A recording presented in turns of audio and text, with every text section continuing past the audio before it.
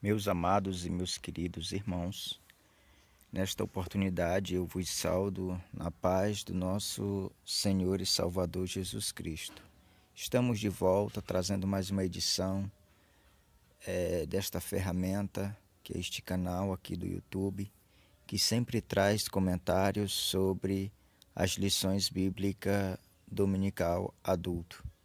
Desta feita, nós iremos trazer um breve e sucinto comentário sobre a lição de número 12, que será ministrada no dia 16 de setembro de 2018.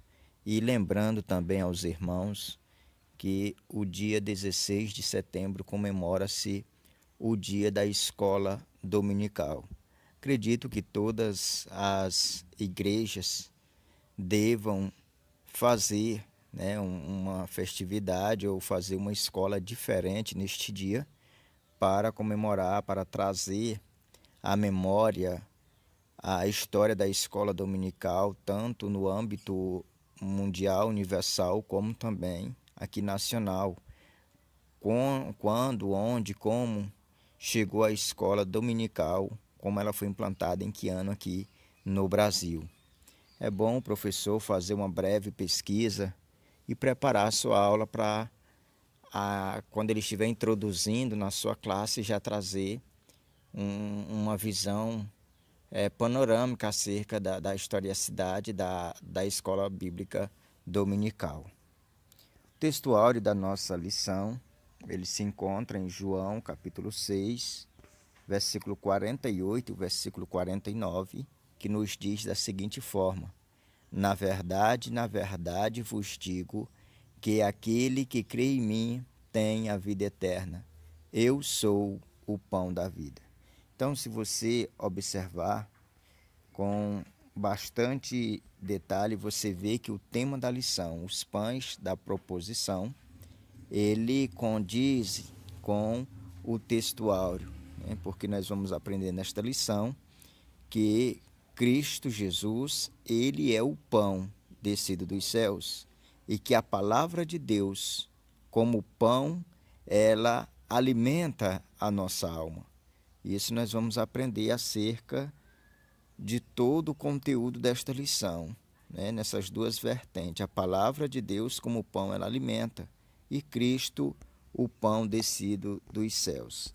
A nossa verdade prática, ela nos diz da seguinte forma: a palavra de Deus é alimento que nos sustenta a alma, o coração e o próprio corpo. Sem ela, a vida é impossível. E vai ter um tópico que vai se tratar acerca da palavra de Deus, ela gerando essa verdade acerca da vida, de como a vida ela pode chegar no auge através da palavra de Deus. Ou seja, vida só é vida se com a palavra de Deus, tendo a palavra de Deus como alimento. Senão, não é vida, né? É perca aí de tempo a pessoa viver sem amar a palavra de Deus. A nossa leitura bíblica em classe se encontra em Levítico, capítulo 24, do versículo 5 até o versículo 9, portanto, aí 5 versículos, que diz assim: também tomarás da flor de farinha e dela cozerás 12 bolos, cada bolo será de 2 dízima, e os porás em 2 fileiras, 6 em cada fileira, sobre a mesa pura perante o Senhor. E sobre cada fileira porás incenso puro, que será para o pão por oferta memorial, oferta queimada é ao Senhor. E em cada dia de sábado isto se porá em ordem perante o Senhor, continuamente pelos filhos de Israel, por concerto perpétuo. E será de Arão e de seus filhos, os quais o comerão, no lugar santo, porque uma coisa santíssima é para eles, das ofertas queimadas ao Senhor, por estatuto perpétuo. Então perceba aqui que a leitura bíblica em classe, ela já vem de uma forma bem explícita acerca do tema. Ela vai nos informar que a questão dos pães da proposição, ele era preparado pela família dos coatitas. Quem são os coatitas, né? Os coatitas são aquelas pessoas que foram designadas por Deus para também terem o seu trabalho prestado na ordem levítica, porque eles pertenciam à família de Levi. Levi, nós sabemos, quando ele foi para o Egito, ele tinha ali 3 filhos, né? Então, os coatitas é descendente de um desses clãs, que é de Coate. O pai deles era Coate, que é da mesma linhagem da onde vieram Arão, que vieram Arão, pai de Arão, Moisés e Miriam. Então, todos eles pertenciam a esse clã, o clã aí dos coatitas. Então, eles que eram responsáveis para fazer esses pães, né? E a mesa onde ficavam os pães, é importante você ressaltar na sua classe, na sua sala de aula, que era uma mesa, ela era feita de acácia, que é um tipo de madeira, e em outras traduções você vai ver que essa palavra dessa madeira, ela é substituída ou conhecida como cetim também. É uma madeira da qual ela tinha que ser revestida toda de ouro e feito tipo uma bandeja sobre a mesa, depois botava as argolas, depois preparava as varas para manusear essa mesa, e as varas também de madeira, elas eram revestidas de ouro. Então, aonde os pães ficavam era em cima do ouro, lembrando que o ouro, ele tinha um papel muito importante, que era de reluzir, que era aí um material valioso. Então o pão ele estava sob o ouro, e embaixo do ouro havia também aí a madeira de cetim. Então nós já entendemos que era um grande valor, né? Ou seja, tinha que ser tratado com toda seriedade por parte dos levitas a questão desses pães. E os pães eram colocados no sábado, e no outro sábado ele tinha que ser trocado, né? Ele era renovado a cada sábado. Isso nós vamos aprender no comentário. A substituição ou a tipologia, o que isso significa, isso a gente vai ver no decorrer aí do comentário. O nosso objetivo geral diz assim: compreender que a palavra de Deus é alimento que nos sustenta a alma, o coração e o próprio corpo. Então nós vemos aqui que a palavra de Deus, como pão, ela alimenta tanto a alma quanto o coração, e também na mesma vertente o nosso corpo físico, né? Porque a palavra de Deus diz que nem só de pão vive o homem, mas de toda a palavra de Deus. E aqui está interligada essa questão de manutenção do homem, que é a palavra de Deus aqui em forma de pão. Os objetivos específicos, no primeiro ponto, vai nos mostrar o significado dos pães da proposição. No segundo, nós temos que reconhecer a palavra de Deus como o pão da vida.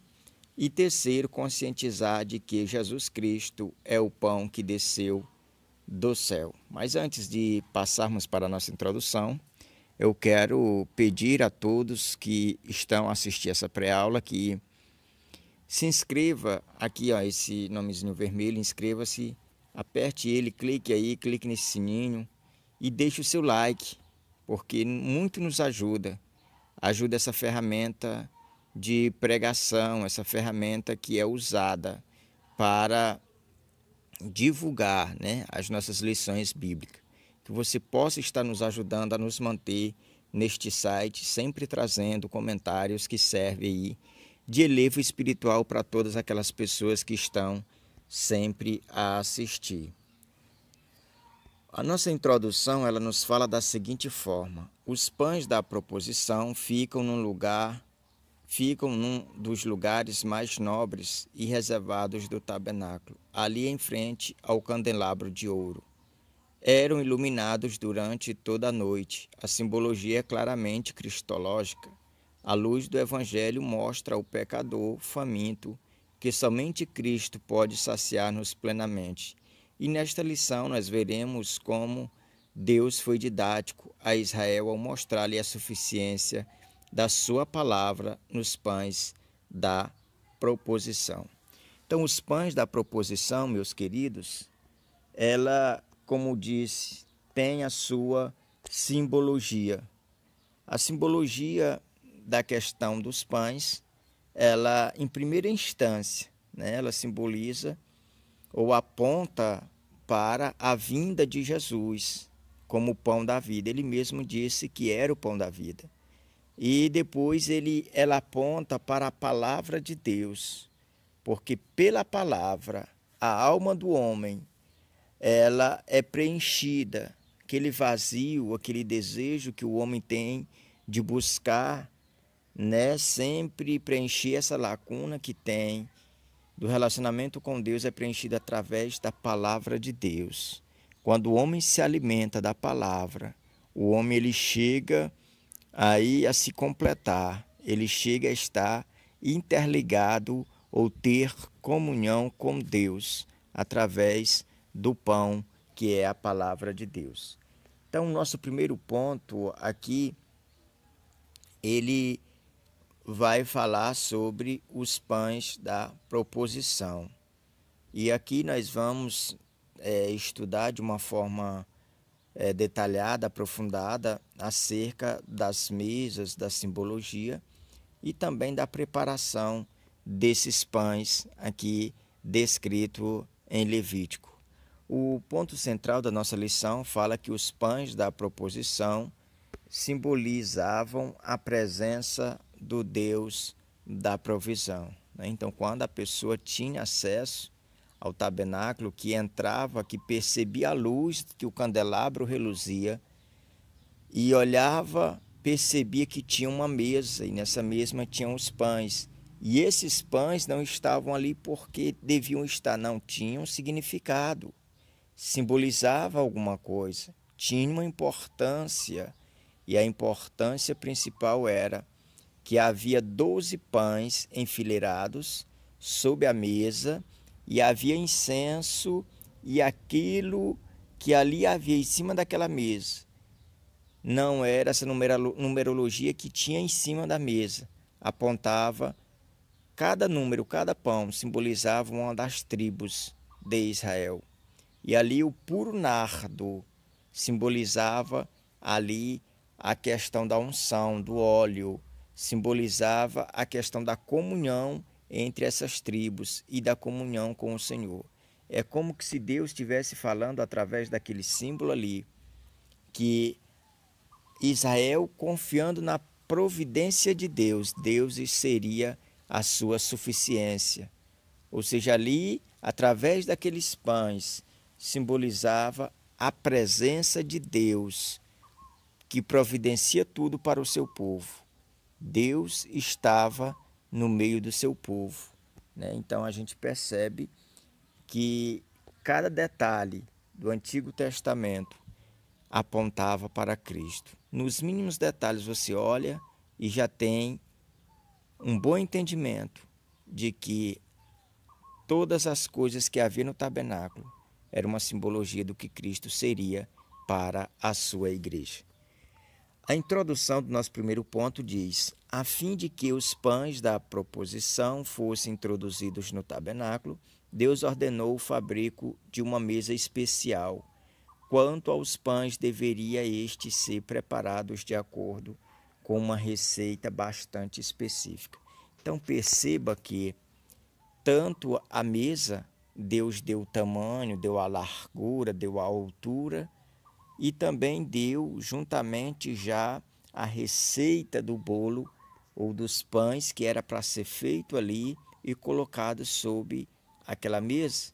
E da mesma forma já instituiu quem era para trocar os pães, quem era para fabricar os pães, qual era o material ou a matéria-prima que era para ser usada para fabricar esses pães. Vejamos aqui de uma forma assim bem resumida o que o comentarista ele procurou demonstrar aqui sobre a mesa, né? A mesa onde os pães eram colocados. Diz assim: a mesa que receberia os pães da proposição feita de madeira de acácia tinha essas medidas. Então, como falei a princípio, a madeira de acácia, quando você for ler em outras traduções, você vai encontrar cetim, mas é o mesmo significado, a mesma madeira.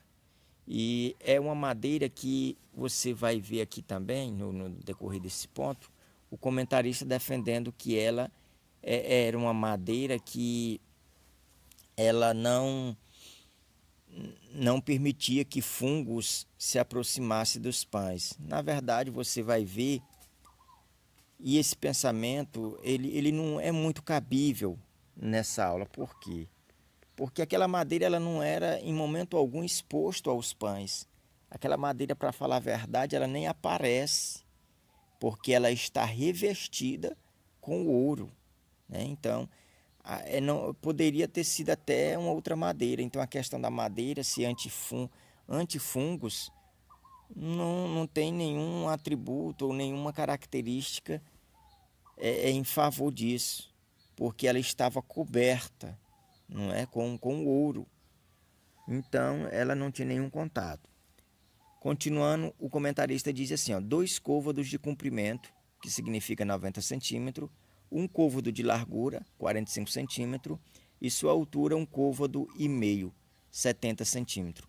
Isso você pode ler lá em Êxodo 25, e leia com detalhe, abra sua Bíblia antes de ir à sua classe, já leve essa mensagem, essa largura na sua mente.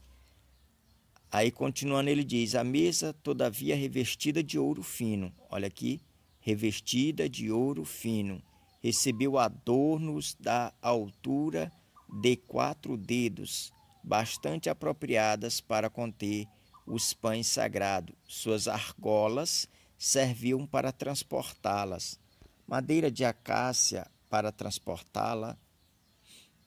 Aí, a madeira de acácia, por ser medicinal, evitava fungos e parasitas que poderiam contaminar os pães sagrados. Então, é aqui onde entendemos o quê? Que a questão da madeira ela era revestida de ouro.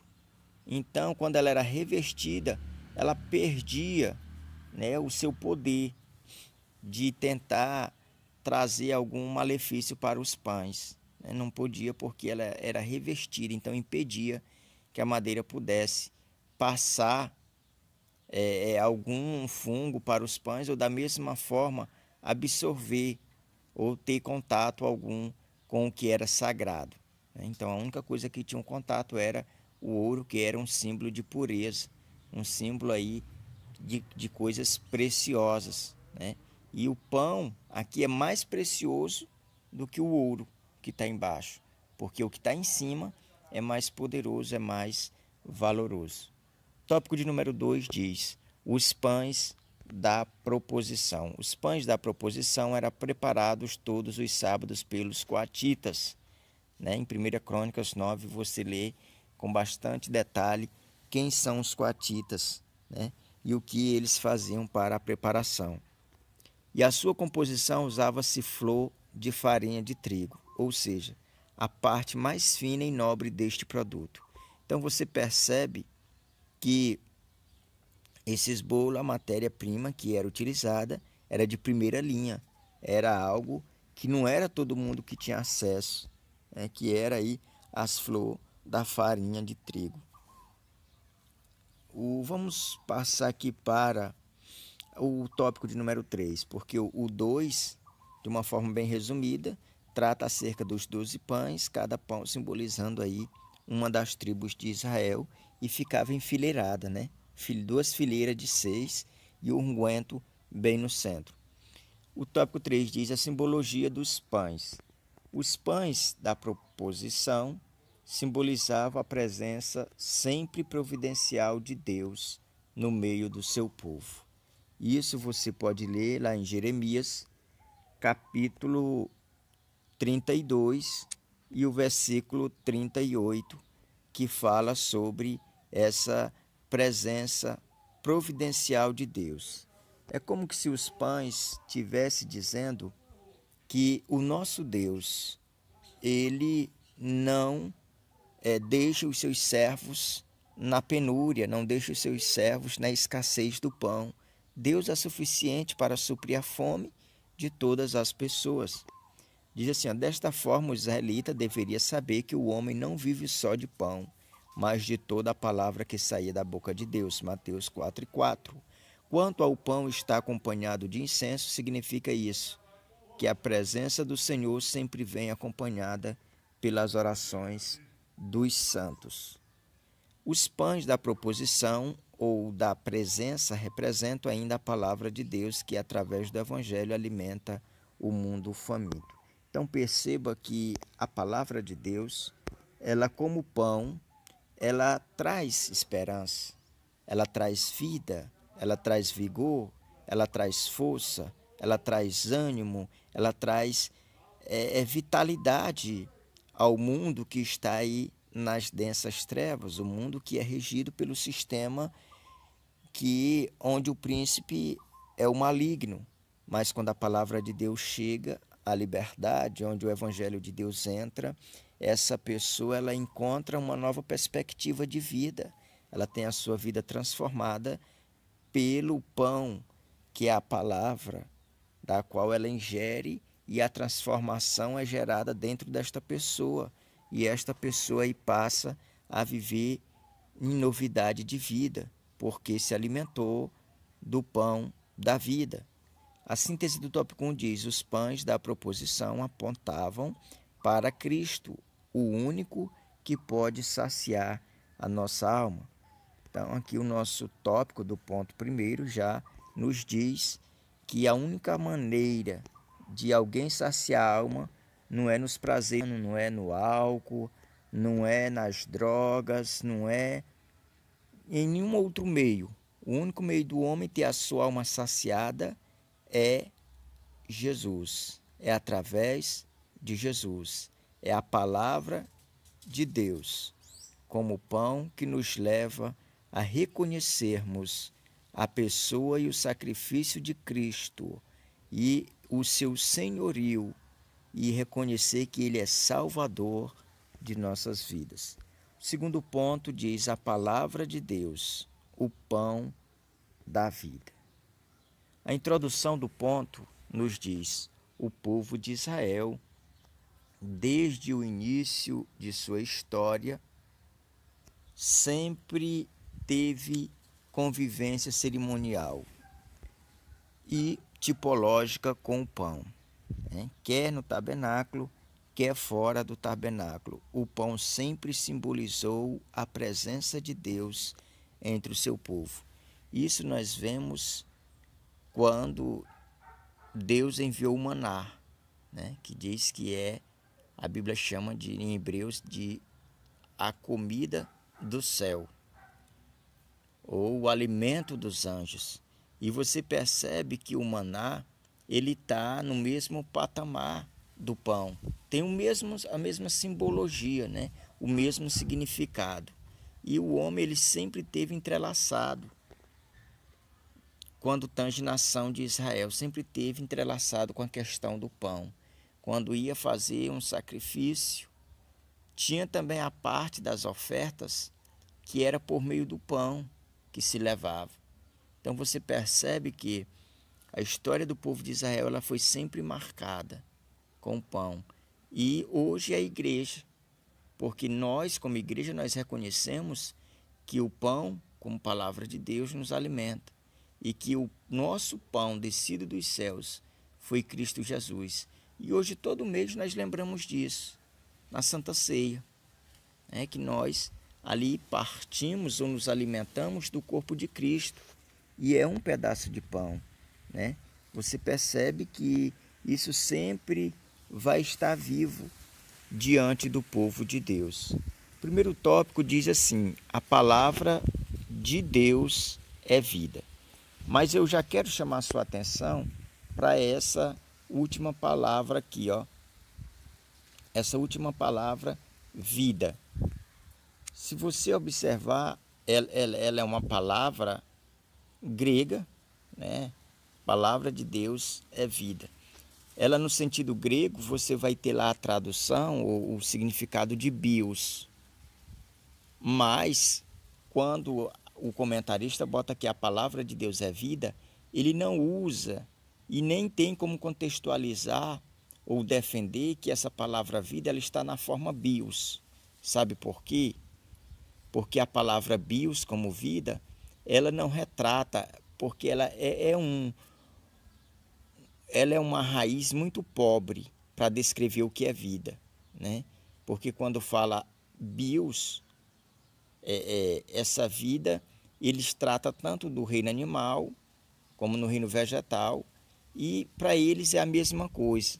E quando o comentarista coloca que a palavra de Deus é vida, não está tratando nesse sentido tão pobre, tão escasso, quando se compara com o reino vegetal e reino animal. Não, mas ele está usando como algo que dá vida à alma da pessoa. Então, a palavra que se usa aqui, ou que melhor é para ser usada aqui, é a palavra grega, né, que simboliza aí a alma, porque a vida, na verdade, é a alma.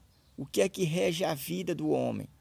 É a alma é que é responsável para se comunicar ao mundo externo, mas para isso ela usa o corpo físico, usa os sentidos. A alma, ela, ela se comporta usando os sentidos, a visão, o paladar, né? Então, a alma, ela é a palavra que mais significa vida. Então, quando diz assim, a palavra de Deus, ela é vida, ou seja, a palavra de Deus, ela é e está no sentido da alma, né? Não sei se você está conseguindo acompanhar o meu raciocínio, a linhagem de raciocínio que eu estou usando, mas o significado de quando diz que a palavra de Deus ela é vida, mas é no sentido aí de alma no grego. Você depois, se tiver um dicionário grego, procure lá o significado da palavra alma em grego e você vai entender um pouquinho do que eu estou lhe falando, lhe informando. E você estude bem e leve para a sua classe, porque quando você faz a distinção da palavra bios para a palavra alma, você percebe que a palavra alma ela é mais rica, ela consegue descrever com mais propriedade acerca da palavra de Deus do que usar apenas essa palavra bios, né? Que é vida. E a palavra alma, quando ela é falada no original grego, ela tem um sentido mais abrangente, né? Um sentido aí mais, vamos dizer, mais particular com relação a essa vida que nós recebemos através da palavra de Deus. Diz assim, ó, durante a peregrinação de Israel no Sinai, os israelitas conscientizaram-se de que nem só de pão vive o homem, mas da palavra de Deus. Então você percebe aqui o que eu acabei de falar, quando diz que nem só de pão vive o homem, mas de toda a palavra que sair da boca de Deus. Ou seja, o pão, aqui é o pão como alimento, que está se referindo, mas a palavra de Deus, ela é algo que alimenta a nossa alma, a nossa alma. O pão alimenta a bios, a vida. A palavra alimenta a alma, que em grego é fische, né? Então é essa palavra fische e bios. Aqui no contexto, para nós vale a fische, não vale a bios. Durante 40 anos, Deus sustentou com o maná, que é o pão, perceba que é o pão que descia dos céus a cada manhã, né? Então, como falei, esse pão, que é o mesmo maná, é o mesmo sentido, porque apontava para Cristo, né? Assim como o maná descia do céu, Jesus também, como pão vivo, desceria do céu. Diz assim, portanto, a presença divina era perceptível tanto no lugar santo do tabernáculo quanto no arraial. Todos sabiam que, apesar das asperezas do deserto, o Senhor jamais abandonaria naquela árdua caminhada. Então, o Senhor ele era presente tanto lá na mesa, proposição, representada ali pelos pães, como para o povão, como em forma de maná, né? Então, e também apontava para Cristo sendo como aí pão descido dos céus. O segundo tópico diz: a palavra de Deus é nosso sustento diário. Vamos ver aqui. Além do pão, Deus proporcionava cotidiano ao seu povo água, direção, proteção e iluminação. Observe: água, direção, proteção e iluminação. Quando a Bíblia diz que Deus ele providenciava água, o povo não passava sede. O povo clamava, Deus ia lá, abria uma rocha, se possível, mas o povo não passava sede, eles bebiam as águas. Direção era uma estrela que guiava o povo, estrela guiava, né? À noite a coluna se movimentava e o povo sabia que tinha que acompanhar. Quando se trata de proteção, né? Protegia do sol, protegia das feras da noite, através... A noite era como uma coluna, né? De fogo, e de dia era uma nuvem que guardava o povo, e à noite iluminação, e na questão do tabernáculo também tinha a iluminação, mas tudo isso, lembrando que tudo isso apontava para Cristo. Cristo é a água da vida, Cristo é a nossa bússola, o nosso mediador, Ele é que nos direciona, Ele é o nosso caminho rumo ao Pai. Ele nos protege, Ele é a nossa proteção e Ele é a luz que nos ilumina, Ele é a luz do mundo. Então nós percebemos aqui que tudo isso apontava para Cristo. Por conseguinte, os israelitas eram sustentados, orientados, protegidos pelo Senhor a cada dia. A semelhança de Davi, eles podiam declarar que o Senhor era o seu pastor e nada lhes faltava. Observe que aqui é feito um contraste entre a nação, quanto lá no deserto, com Davi, quando ele trata ou escreve o Salmo 23, né, que o povo, eles poderiam cantar ou usar o que Davi fez. Na confiança do Senhor, Davi, ele diz que o Senhor era o pastor e nada ia faltar. Aí ele começa a descrever o Salmo e dizer que o Senhor tiraria os inimigos, que o Senhor o encheria, que o Senhor colocaria uma mesa posta, né? Tudo isso retratando a confiança que Davi tinha ao Senhor. O terceiro tópico fala: a palavra de Deus é o nosso sustento específico. Observe a palavra específico. Na mesa do tabernáculo havia, como já vimos, 12 pães distribuídos em 2 fileiras, sendo um pão para cada tribo de Israel. Entre as fileiras de pães, o incenso. O que significa? Vamos aqui o significado. Antes de tudo, que Deus alimenta o seu povo, tanto coletiva quanto individualmente. Ele conhece perfeitamente nossas necessidades. O que podemos inferir desta lição? Deus tem uma comida personalizada para mim, para você e para cada servo seu em particular. Então, o que nós precisamos entender nesse tópico é que Deus ele trata conosco tanto de uma forma coletiva como de uma forma individual. Ou seja, Deus conhece a nossa estrutura, Ele nos sonda, Ele sabe qual o tamanho da nossa necessidade, Ele sabe qual o tamanho da sua necessidade, Ele sabe qual a porção que você precisa e Ele sabe que você necessita de algo grande para hoje, de algo pequeno para amanhã, né? Porque todos os dias o Senhor, Ele é o nosso alimento, Ele é o nosso sustento, Ele é a nossa direção, Ele é o nosso caminho. Então, nesse tópico aqui, nós entendemos e fechamos aqui o comentário desse tópico dizendo que o Senhor é a nossa suficiência. Olha a síntese do tópico 2, o que que diz? A palavra de Deus é alimento ao crente. Então, por isso que nós somos exortados todos os dias a nos alimentarmos, a continuarmos firmes, perseverando em ler a palavra de Deus, nos alimentarmos da palavra de Deus. O nosso Senhor, Jesus como pão vivo nos alimenta a ficar. Permitam aqui, perdão, eu troquei as palavras. O Senhor Jesus, como pão vivo, não se limitou a ficar no santuário, mas, encarnando-se, trouxe a presença do Pai Celeste a toda a humanidade. Esse texto em destaque aqui mostra para o amor e a justiça de Jesus. Ele não se limitou a ficar no santuário, mas ele se dispôs, se entregou para que nós, como humanidade, pudéssemos estar num relacionamento com Deus. Ou seja, através de Cristo, nós temos agora esse relacionamento restaurado.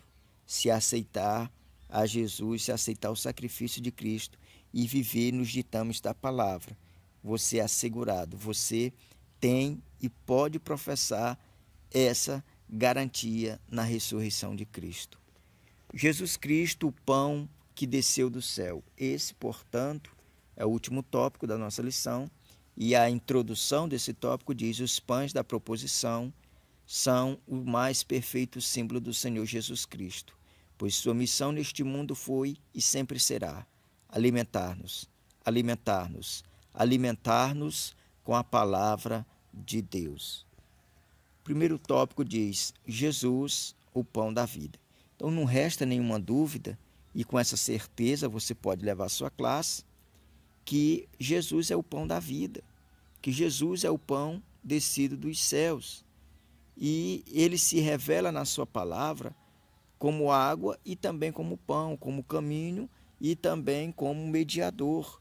Então a simbologia que é usada lá do Antigo Testamento, quando se trata de Cristo no Novo, nós entendemos que Cristo, ele que é o nome adorado, que é o nome que está sobre todos os nomes, que é aquele que conhece a estrutura do homem, porque viveu nela, porque passou as mesmas dores, as mesmas necessidades, mas ele foi santo em toda a sua maneira de viver. Conclusão do tópico de número 1 do ponto 3 diz: o Senhor Jesus, como pão vivo, não se limitou a ficar no santuário, mas encarnando-se trouxe a presença do Pai Celeste toda a humanidade. Perceba que Jesus, através da encarnação, da forma, como eu costumo dizer, legal de entrar neste mundo, ele veio com essa missão de voltar a humanidade aos primeiros limites, ou seja, ela ia voltar a ter comunhão que foi perdida lá no Éden. A humanidade agora, em Cristo, ela pode desfrutar do relacionamento com Deus. Segundo tópico: Jesus, o pão de nossa comunhão com o Pai. Então, para a Santa Ceia, como já frisei, todo mês nas nossas igrejas, nós usamos o pão. E o pão ali, quando nós estamos cercando a mesa do Senhor, nós estamos em uma forma de comunhão coletiva entre os irmãos. Da mesma forma, Jesus, como o pão da vida, ele retrata ou simboliza a comunhão entre a humanidade e Deus, entre Deus e a humanidade. Ou seja, na carne de Cristo, que é o pão, nós somos ligados a Deus, porque antes nós estávamos desligados por causa do pecado adâmico, mas Cristo veio como pão, então nós voltamos a ser ligados através do corpo de Cristo, que simboliza o pão. Diz assim, Jesus, como o pão vivo que desceu do céu, não precisa ser trocado todos os sábados como os pães da proposição. Nosso Salvador, além de ser um sumo sacerdote infinitamente superior a Arão, é o pão divino e do próprio sábado é o Senhor. Então perceba que a palavra sábado, ela significa descanso. Então, todo sábado era trocado os pães lá no tabernáculo. Os coatitas iam lá, faziam um pão novo, os levitas pegavam aqueles pão e trocavam, tiravam os velhos e colocavam ali os novos pães. Mas em Cristo não se precisa mais isso. Sabe por quê? Porque Cristo, ele é tanto aquela mesa, como ele é o próprio pão, como ele é o próprio sacerdote, ele é o próprio sumo sacerdote. Ou seja, em Cristo, tudo isso já se cumpriu, todos esses rituais já estão cumpridos em Cristo. Então não há mais a necessidade dessa troca, porque assim como era trocada no sábado, Cristo, ele é o próprio Senhor do sábado, ou seja, ele é o próprio descanso do crente, né? Então, esse tópico ele retrata muito bem o que Cristo fez e o que Cristo é para a sua igreja na atualidade. Aliás, Jesus Cristo é o próprio tabernáculo de Deus. Ao encarnar-se, tornou-se semelhante a nós e com sua morte e ressurreição fez-nos acessível ao trono da graça na qual hoje entramos ousadamente, né? O que diz o comentarista de Hebreus. No tópico 3, assim, dar-lhes voz de comer. Hoje proclamamos o evangelho outra vez. Outra coisa não fazemos senão alimentar os famintos com a palavra de Deus, né? Então, eu lembro que Jesus, certa vez, os discípulos chegaram diante dele e disseram: ó mestre, despede, porque estão longe das casas e não tem como alimentar. E Jesus disse assim: mande que se sente, e vocês mesmos vão alimentar. Então, o papel da igreja é alimentar os famintos, é dar o pão. Que pão é esse? A palavra de Deus. A palavra é alimento para toda alma sedenta, toda alma que está com fome de Deus. Então, a responsabilidade da igreja é pregar o evangelho, pregar a palavra, e eu e você, como parte da igreja, temos que ter a nossa consciência de que a responsabilidade é nossa. Conclusão. No Antigo Testamento, apenas o sumo sacerdote e seus filhos tinham direito de comer dos pães da proposição. A única exceção foi Davi e seus homens. Que nós entendemos que apenas os sacerdotes, mas depois que se cumpriu o sacrifício de Cristo, toda a humanidade agora tem esse direito, né, de estar ou de se alimentar desse pão, porque Cristo, ele é o pão da vida, e Cristo, como sendo o pão da vida, não é só os sacerdotes que têm o direito, e nem só a exceção dada a Davi, mas toda a humanidade que aceitar o seu sacrifício válido, pode agora estar se alimentando, né, de Cristo, da palavra, recebendo. No Antigo Testamento era restrita apenas os sacerdotes, mas agora, depois da morte de Cristo, da sua ressurreição, todos podem ter comunhão com Deus através do pão descido dos céus, que é Cristo Jesus. Todas as vezes que nos reunimos para celebrar a ceia do Senhor, lembramos-nos de que Jesus é a presença eterna do Pai entre nós. Ele é o pão da vida. Amém.